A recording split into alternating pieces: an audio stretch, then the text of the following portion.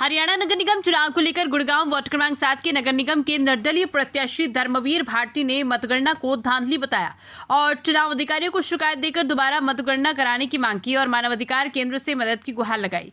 वहीं मानवाधिकार केंद्र ने इस पूरे मामले को संज्ञान में लेकर एक प्रेस कॉन्फ्रेंस की। मानवाधिकार के ऑल इंडिया उपाध्यक्ष पवन कुमार सिंह ने कहा कि चुनाव अधिकारियों को तुरंत संज्ञान लेना चाहिए और दोबारा रीकाउंटिंग कराई जाए ताकि दूध का दूध पानी का पानी हो सके और सत्य को सामने लाया जा सके। क्या कुछ कहा देखिए इस पूरी रिपोर्ट में।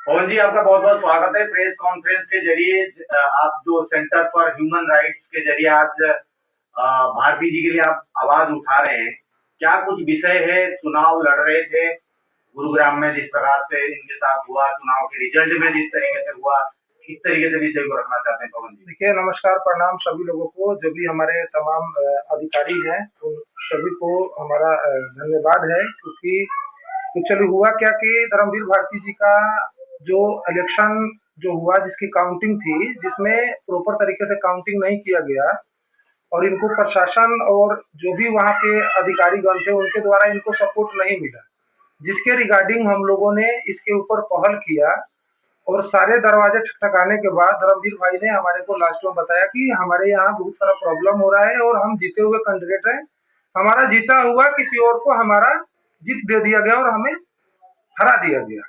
और ऑलरेडी उसके बाद वहाँ ग्राउंड पर सर्वे करवाया गया सेंटर फॉर ह्यूमन राइट्स के द्वारा, तो वहाँ और भी जीते हुए ही इनका रिजल्ट आया।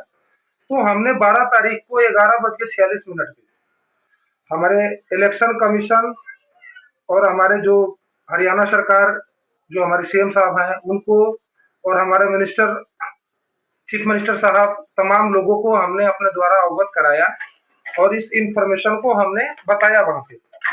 और विशेष बात, हम लोगों ने वहां पे इस चीज को स्पष्ट किया कि यदि प्रशासन के द्वारा यदि कहीं भी कोई भी गलत कदम और कार्य उठाया जा रहा है और उसमें यदि हमें एविडेंस और हमें प्रॉपर वे में सारा सर्वे मिलता है तो उसके ऊपर एक्शन लेने का कार्य कर रही है सरकार, को हम उसमें पहल कर रहे हैं।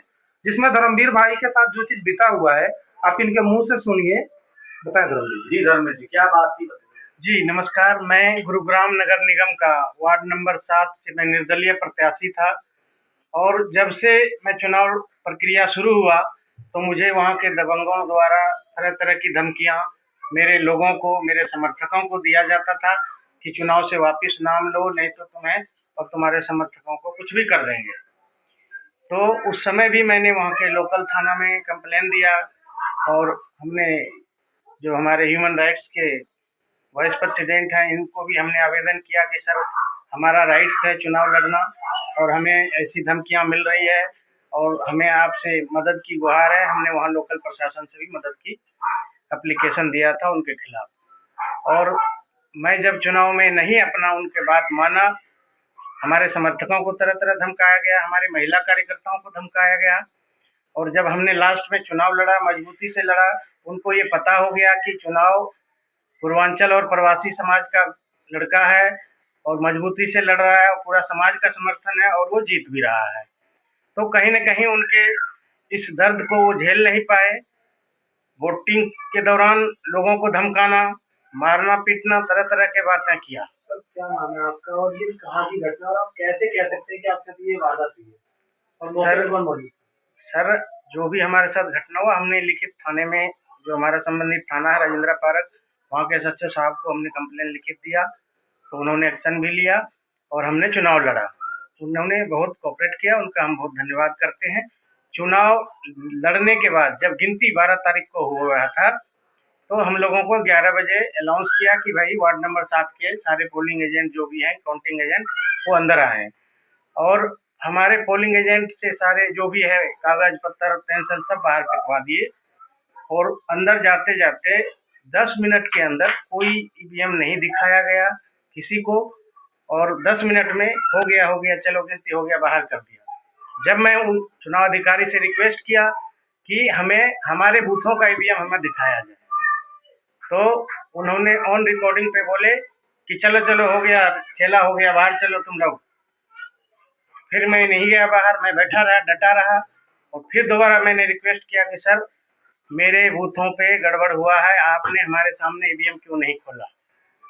और जब हमने दोबारा रिकाउंटिंग दिया एप्लीकेशन दिया रिकाउंटिंग के लिए, तो हमें बलपूर्वक मेरे साथ और मेरी महिला कार्यकर्ताओं के साथ बलपूर्वक अंदर काउंटिंग हॉल में नहीं जाने दिया गया, जबकि हमारे बगल के वार्डों में 3-3 बार रिकाउंटिंग हुई। ये जो घटना हुई है वहाँ मौके पे कौन कौन अधिकारी मौजूद थे? वहाँ किसी पे का नाम पता है? हाँ, वहाँ पे सर मौके पे जब हमें बलपूर्वक नहीं जाने दिया गया, महिलाओं के साथ धक्के मारने का प्रक्रिया शुरू हुआ, तो मैंने वहाँ पे एससीपी साहब थे मिस्टर शर्मा, उनको मैंने 2 आवेदन पत्र दिया और उनसे रिक्वेस्ट किया कि सर आप हमें नहीं जाने दे रहे हो, कोई बात नहीं, हमारा आवेदन पत्र रिसीव करा के जो हमारे काउंटिंग अधिकारी है उनसे दे दो। तो बोला ठीक है तुम रुको।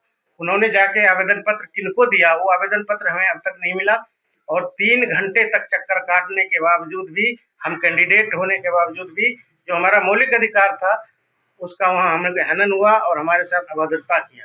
क्या चाहते हैं अभी आप? अब हमने वहाँ के गुरुग्राम के माननीय डीसी साहब के उनके संबंधित कार्यालय में हमने एप्लीकेशन दिया है कि हम चाहते हैं कि हमारे को न्याय मिले, रिकाउंटिंग किया जाए और जो भी दाल में काला है उसे न्याय मिले और रिकाउंटिंग कराया जाए, दूध का दूध पानी का पानी हो जाएगा। अच्छा, रिकाउंटिंग की पवन जी बात हो रही है, आप जरा बताइए क्या ये सब फाइल पत्र लेके आए हैं, इसके विषय में बताइए। बेसिकली इन्होंने हमने अपने लेवल पे ना सारे तमाम बड़े अधिकारीगण को इन्फॉर्म किया और हमारे डीसी साहब से भी हमने फिजिकली इनको भेज के हमने ये अवगत कराया और हमने रिसीविंग करवाई। अच्छा, आप देख रहे हैं वहाँ प्रेजेंट डीसी साहब का लेटर है। अच्छा अच्छा अच्छा। उसके बाद इन्होंने जितने भी कंप्लेन दिए तमाम बड़े अधिकारियों को, ये सभी लोगों का लेटर है जो कि रिसीव नहीं किया गया और इनको बार बार प्रशासन के द्वारा इनको प्रेरित करने का कार्य किया गया। सेकंड लेटर ये है, ये किसको? ये गया हुआ है थाना प्रभारी काउंटिंग हॉल के टाइम। उसके बाद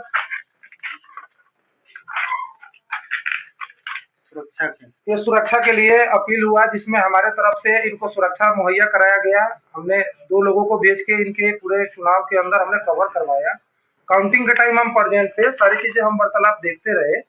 इसके बिहेव में वहाँ पे सारी चीजें कहीं ना कहीं एक इनके साथ जो भी गतिविधि वहाँ पे कानूनी व्यवस्था में गड़बड़ी हुई है, इसके लिए हमारे तमाम बड़े आला अधिकारी से उनके जानकारी में ये अवगत है, चुनाव आयोग के जानकारी में अवगत है, वहाँ के हमारे जो मौजूदा सरकार में जो हमारे चीफ मिनिस्टर साहब है उनके जानकारी में है, हमारे तमाम सेंटर के बड़े अधिकारी हैं उन सभी को भी अवगत कराया गया। हमारे द्वारा सेंटर फॉर ह्यूमन राइट्स के माध्यम से तमाम लोगों को लेटर भेजा गया है।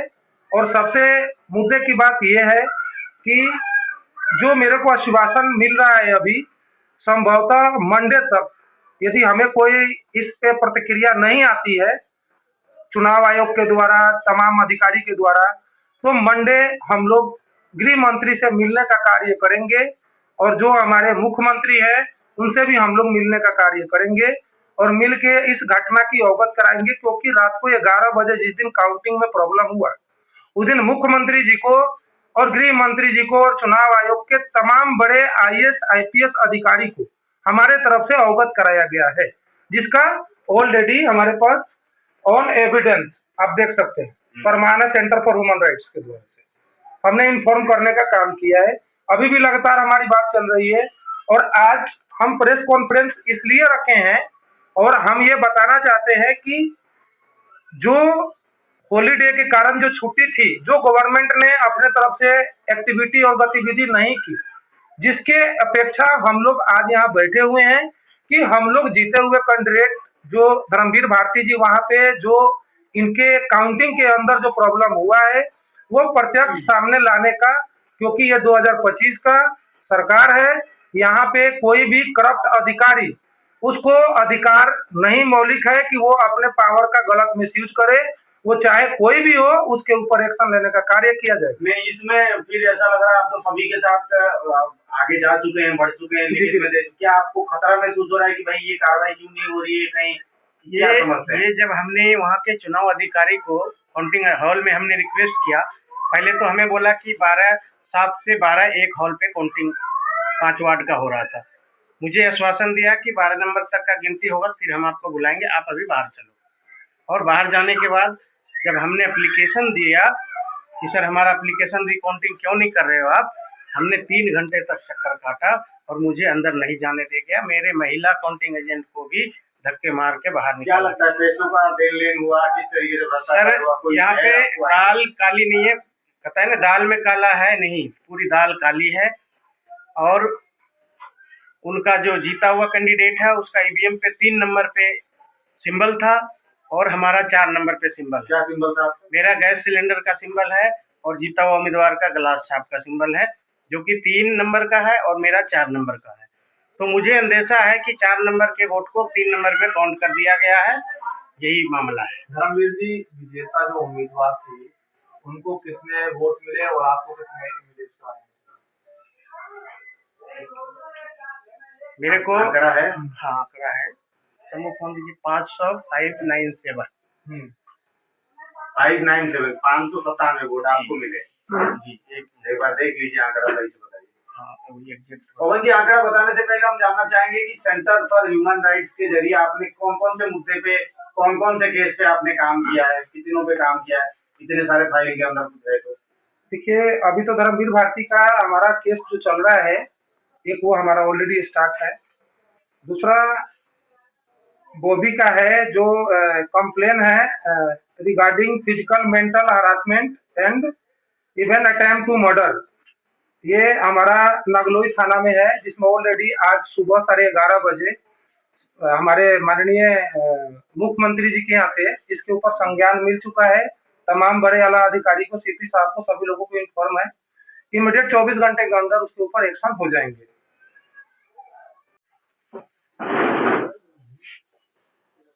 जी पवन जी, कौन कौन से केस पे काम किया आपने इन सब चीजों को लेकर? अभी अपने पास complaint against organise honey trip and black money gang in Bangalore, जिसमें वहां के गवर्नमेंट और प्रशासन के द्वारा ऑलरेडी इंफॉर्मेशन आ चुका है। आप देख सकते हैं जी, सारा चीज। और बताइए।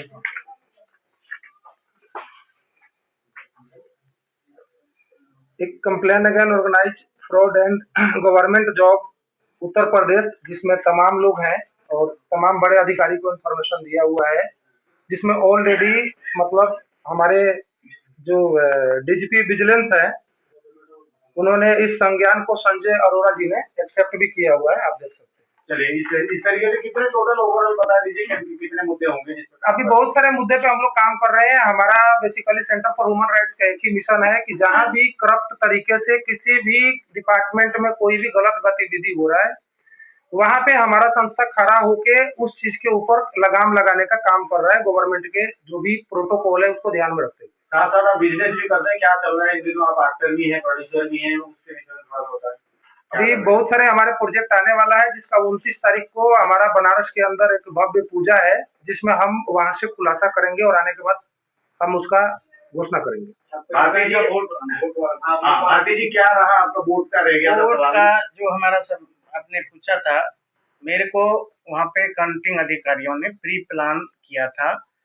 मेरे को 593 वोट दिखाया और जो जीता हुआ उम्मीदवार है उनको 3323 वोट दिखाए। तो इसमें 3 नंबर सीरियल ईवीएम पे और 4 नंबर का सीरियल का मुद्दा है कि 4 नंबर वाले को 3 नंबर पे गिन दिया गया और जब बोला गया कि ईवीएम पे हमें दिखाएं, कागज पे लिख के ना दिखाएं, तो चुनाव अधिकारी ने बोला, बाकायदा वो रिकॉर्डिंग में आप देखवा सकते हैं कि जाओ जाओ खेला हो गया, भगो तुम लोग यहाँ से, चलो। खेला क्या होता है?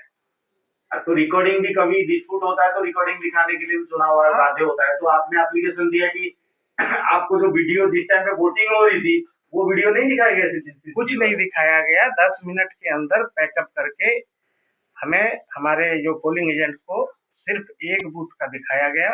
बाकी हमने रिक्वेस्ट करता रहा, 3 घंटे तक चक्कर काटता रहा, इस दफ्तर से उस दफ्तर, उस दफ्तर से उस दफ्तर, और कैंडिडेट को भी नहीं अंदर जाने दिया गया, जबकि हमारे पड़ोसी वार्ड में 3 बार रिकाउंटिंग कराया। अच्छा, ऐसे आसपास में हो रहा है रिकाउंटिंग भी? मेरे ही काउंटिंग भवन पे 3 बार काउंटिंग हुआ और हारा हुआ उम्मीदवार जीता है। आपका एक बार भी नहीं हुआ? हमारा एक बार भी नहीं हुआ। चाहे हमें जीत हार का नहीं है, हमारे मान सम्मान की, हमारे समाज की, प्रवासी का है कि हमें ईवीएम पे दिखा दो, चाहे जीत हो चाहे हार हो, हम सेटिस्फाई हो जाएंगे और हमें न्याय मिलना चाहिए। न्याय नहीं मिला और प्रताड़ित किया गया। हमारी महिला काउंटिंग एजेंट को भी प्रताड़ित किया गया और मीडिया के माध्यम से भी हमने आवाज उठाया है। वहाँ पे आप देख सकते हैं कि प्रशासन ने कैसे बल का प्रयोग किया है। क्या आपके पास कोई वीडियो फोटो है? हाँ जी, वीडियो फोटो है, मैं आपको मुहैया करा दूंगा। रील्स भी है। तमाम मैं इसमें बताना चाहूंगा, मैं तमाम कैसे न्याय देंगे? इसमें तमाम जितने भी आरोप लगाए गए हैं, ये सारे आरोप को रिटर्न में चुनाव आयोग को और तमाम बड़े आला अधिकारी को रिटर्न में रात को 11:30 बजे हमारे द्वारा इन्फॉर्म किया गया है और हर एक चीज, हर एक वीडियो, हर एक एविडेंस भी अटैच करके भेजने का काम किया गया है, जिसका ऑलरेडी हरियाणा के न्यूज पे ये जो हम सारी जो भी पॉइंट अभी हम बता रहे हैं या जो ये एलिगेशन लगा रहे हैं, ये सारे चीज रिटर्न में रात को 11:30 बजे ऑलरेडी सारे आला अधिकारी को इन्फॉर्म करके वो न्यूज ऑलरेडी वो मेल भी हरियाणा के न्यूज चैनल पे चल रहा है। फाइनली क्या कहना चाहेंगे दोनों मिलकर के? अपना लास्ट स्टेटमेंट दे सकते हैं। लास्ट स्टेटमेंट हमारा एक ही है कि दोबारा से रिकाउंटिंग हो या फिर उस वार्ड को स्थगित करके रीचुनाव हो। अब इस पे ये देखना है कि सरकार क्या पहल उठाती है। हम लोग सरकार के न्याय के साथ खड़े हैं और हमें न्याय मिलेगा, इस बात का आश्वासन है। जब तक न्याय नहीं मिलता है तब तक उन्हें कोई भी पदभार ग्रहण नहीं किया होना चाहिए। ये हम चुनाव आयोग से निवेदन करना चाहते हैं।